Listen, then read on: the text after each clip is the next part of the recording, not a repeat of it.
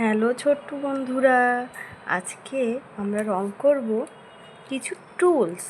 আর তার জন্য নিয়েছি অনেক colour, red colour, orange colour, yellow colour, brown colour, black colour, blue colour আর গ্রিন কালার। তো চলো রং করি।